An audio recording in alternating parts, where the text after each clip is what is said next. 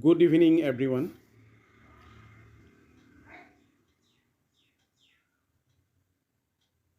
কিছু সময়ৰ পূৰ্বে মোক এজন ছাত্ৰই এটা প্ৰশ্ন সুধিছিলে যে ছাৰ আমাৰ ছিক্স ছেমিষ্টাৰৰ ইণ্ডিয়ান হিষ্ট্ৰীখনত এটা পাৰ্ট আছে ডিবেটছ এৰাউণ্ড জেণ্ডাৰ। তো ডিবেটছ এৰাউণ্ড জেণ্ডাৰ বুলি ক'লে আমি কোনখিনি কথা লিখিম?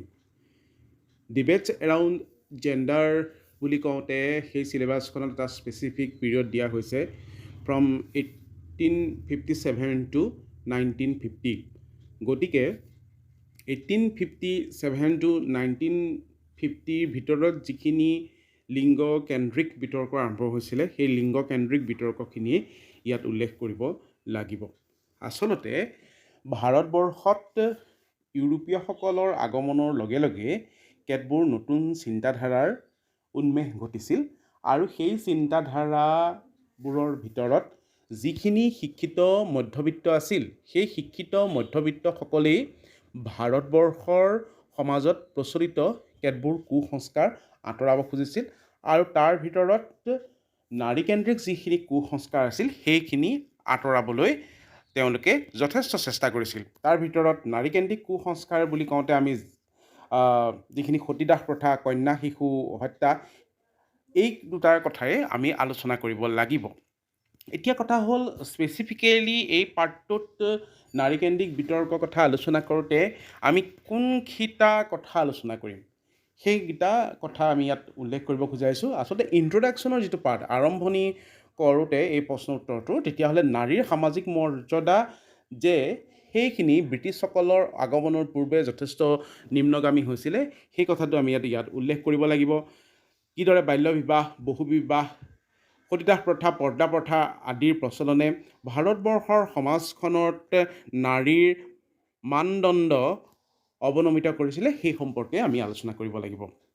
বিশেষতঃ ইয়াত সেই বিষয়কেইটা উল্লেখ কৰাৰ পিছত সতীদাহ প্ৰথাৰ সম্পৰ্কে আমি উল্লেখ কৰিব লাগিব। সতীদাহ প্ৰথাৰ কথা উল্লেখ কৰিবলৈ যাওঁতে সতীদাহ প্ৰথানো কি সেই কথাটো উল্লেখ কৰাটো বিশেষভাৱে জৰুৰী। দ্বিতীয়তে সতীদাহ প্ৰথাৰ ক্ষেত্ৰত যিখিনি দোষ ত্ৰুটি আছিলে, যিখিনি ভুল আছিলে, সেই ভুলখিনি শুধৰণি কৰিবলৈ কিদৰে সমসাময়িক ব্ৰিটিছ শাসকসকলে চেষ্টা কৰিছিলে, কিদৰে সমসাময়িক সমাজ সংস্কাৰক সংস্থাবিলাকে চেষ্টা কৰিছিলে সেই সম্পৰ্কে আমি উল্লেখ কৰিব লাগিব। আৰু এই ক্ষেত্ৰত লৰ্ড উইলিয়াম হেষ্টিংছ আৰু ৰাজা ৰামমোহন ৰায়ৰ কথা উল্লেখ কৰিব লাগিব। দ্বিতীয়তে সকলোতকৈ জৰুৰী কথা হ'ল যে 1829 চনৰ 4 ডিচেম্বৰত লৰ্ড উইলিয়াম বেণ্টিঙে সতীদাহ প্ৰথা নিষিদ্ধ কৰি ভাৰতবৰ্ষত যি নতুন সামাজিক ব্যৱস্থাপনাৰ জন্ম দিছিলে সেই সম্পৰ্কে ইয়াত আলোচনা কৰিব লাগিব।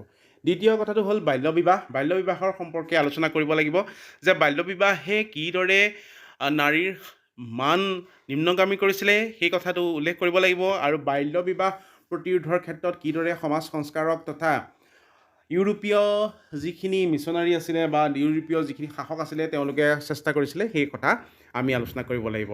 ইয়াৰ পাছত আছে বহুবিবাহৰ সম্পৰ্কে আমি আলোচনা কৰিব লাগিব। যৌতুক প্ৰথাৰ কথা আলোচনা কৰিব লাগিব। পৰ্দা প্ৰথাৰ কথা আলোচনা কৰিব লাগিব। কন্যা শিশু হত্যাৰ কথা আলোচনা কৰিব লাগিব। আৰু কি হ'ল যে এই যিখিনি ব্যৱস্থা, এই উপৰিউক্ত আমি যিখিনি আলোচনা কৰিলোঁ, যিখিনি কুপ্ৰথা, সেই কুপ্ৰথাবিলাক আঁতৰাবলৈ সমসাময়িক ভাৰতবৰ্ষত আধুনিক পশ্চিমীয়া ভাৱধাৰাৰে সম্পৃক্ত যিসকল সমাজ সংস্কাৰক আছিলে সেই সমাজ সংস্কাৰকসকলৰ ভিতৰত ৰাজা ৰামমোহন ৰায়ে কিদৰে ব্ৰাহ্ম সমাজ প্ৰতিষ্ঠাৰ দ্বাৰা নাৰীৰ মাজত নতুন চেতনা জাগৃত কৰিব খুজিলে, সমাজৰ পৰা নাৰীকেন্দ্ৰিক যিখিনি কুসংস্কাৰ আছিলে সেইখিনি আঁতৰাবলৈ চেষ্টা কৰিলে, সেই কথাখিনি আমি এই প্ৰশ্নটোত আলোচনা কৰিব লাগিব। মূল কথাটো হ'ল যে সতীদাহ প্ৰথা বিলুপ্ত সাধনৰ ক্ষেত্ৰত ৰাজা ৰামমোহন ৰায় আৰু লৰ্ড উইলিয়াম বেণ্টিঙে লোৱা পদক্ষেপৰ সম্পৰ্কে ইয়াত একান্তয়ে উল্লেখ কৰাটো প্ৰয়োজনীয়। নেক্সট আহিলে প্ৰাৰ্থনা সমাজে কেনেদৰে নাৰীকেন্দ্ৰিক সংস্কাৰ আন্দোলনত জড়িত হৈছিলে। ইয়াত প্ৰাৰ্থনা সমাজৰ আত্মাৰাম পাণ্ডুৰংগ, নাৰায়ণ চন্দ্ৰ ভৰকাৰ, ৰামকৃষ্ণ গোপাল ভাণ্ডেকাৰ, মহাদেৱ গোবিন্দ ৰানাডে আদিয়ে কিদৰেনো নাৰীৰ ওপৰত আৰোপ কৰা যিখিনি কুসংস্কাৰ আছিলে সেই কুসংস্কাৰখিনি কেনেদৰে আঁতৰাবলৈ চেষ্টা কৰিছিলে সেই সম্পৰ্কে আমি ইয়াত আলোচনা কৰা উচিত। দ্বিতীয়তে স্বামী দয়ানন্দ সৰস্বতী তেওঁ আৰ্য সমাজৰ প্ৰতিষ্ঠাতাৰ যোগেদি নাৰীৰ কেন্দ্ৰিক যিখিনি কুসংস্কাৰ আছিলে সেইখিনি কিদৰেনো আঁতৰাবলৈ চেষ্টা কৰিলে সেই কথাও আমি ইয়াত আলোচনা কৰাটো অতিকে জৰুৰী। আমি ইয়াৰ পাছত ৰামকৃষ্ণ মিছনৰ কথা আলোচনা কৰিব লাগিব। ৰামকৃষ্ণ মিছনে কিদৰে নাৰীৰ সবলীকৰণৰ ক্ষেত্ৰত নাৰীৰ মৰ্যাদা পুনৰুত্থানৰ ক্ষেত্ৰত বিশিষ্ট ভূমিকা লৈছিলে সেইখিনি আলোচনা কৰিম। ইয়াৰ সমান্তৰালভাৱে আলিগড় আন্দোলনে কিদৰেনো মুছলিম মহিলাৰ সামাজিক স্থিতি উন্নত কৰিবলৈ চেষ্টা কৰিছিলে সেই সম্পৰ্কে আমি ইয়াত উল্লেখ কৰিব লাগিব। মূলতঃ এইখিনিতে এটা উল্লেখ কৰা কথা ভাল যে আলিগড় আন্দোলনটোৱে মুছলমানসকলক অনগ্ৰসৰ হিচাপে ধৰি নতুন ইংৰাজী শিক্ষা ব্যৱস্থাৰ যোগেদি কিদৰে মুছলমানসকলক অন্যান্য সম্প্ৰদায়সমূহৰ সমান্তৰালভাৱে আগবঢ়াই নিব পাৰি সেই ক্ষেত্ৰত অহোপুৰুষাৰ্থ কৰিছিলে। আৰু এই ক্ষেত্ৰত আমি নাম ল'ব লাগিব ছাৰ সৈয়দ আহমদ খানৰ। ছাৰ সৈয়দ আহমদ খানে আলিগড় আন্দোলন প্ৰতিষ্ঠাৰ দ্বাৰা মুছলমান সমাজৰ প্ৰচলিত নাৰীকেন্দ্ৰিক যিখিনি কুসংস্কাৰ আছিলে সেইখিনি আঁতৰাবলৈ চেষ্টা কৰিছিলে। আমি এই প্ৰসংগসমূহ আলোচনা কৰাৰ সমান্তৰালভাৱে আমি সেই সময়ত নাৰীকেন্দ্ৰিক যিখিনি সংগঠন আছিলে সেই সংগঠনসমূহৰ কথা আলোচনা কৰিব লাগিব। 1917 চনত প্ৰতিষ্ঠিত ওমেন্স ইণ্ডিয়ান এছ'চিয়েশ্যন ভাৰতীয় মহিলা পৰিষদৰ কথা আলোচনা কৰিব লাগিব। এই পৰিষদসমূহে কিদৰে সমসাময়িক সমাজ ব্যৱস্থাত নাৰীৰ মাজত ৰাজনৈতিক সবলীকৰণৰ ভাৱধাৰা পোষণ কৰিছিলে সেই কথাটো আলোচনা কৰিব লাগিব। ইয়াৰ পিছত আমি আলোচনা কৰিব লাগিব অল ইণ্ডিয়া ওমেন্স কনফাৰেন্সৰ কথা। সেই ওমেন্স কনফাৰেন্সে কিদৰে নাৰীৰ মাজত ৰাজনৈতিক মতধাৰাৰ জাগ্ৰত কৰিছিলে সেই কথা আলোচনা কৰিব। আৰু সবাতোকৈ প্ৰয়োজনীয় কথাটো হ'ল কি মহিলা ভোটাধিকাৰৰ দাবীৰ কথা আমি এই ক্ষেত্ৰত উল্লেখ কৰিব লাগিব। কিদৰে ভাৰতীয় নাৰীয়ে মহিলা ভোটাধিকাৰৰ কাৰণে চেষ্টা চলাইছিলে সেই কথা আমি আলোচনা নকৰিলে নহ'ব। মোক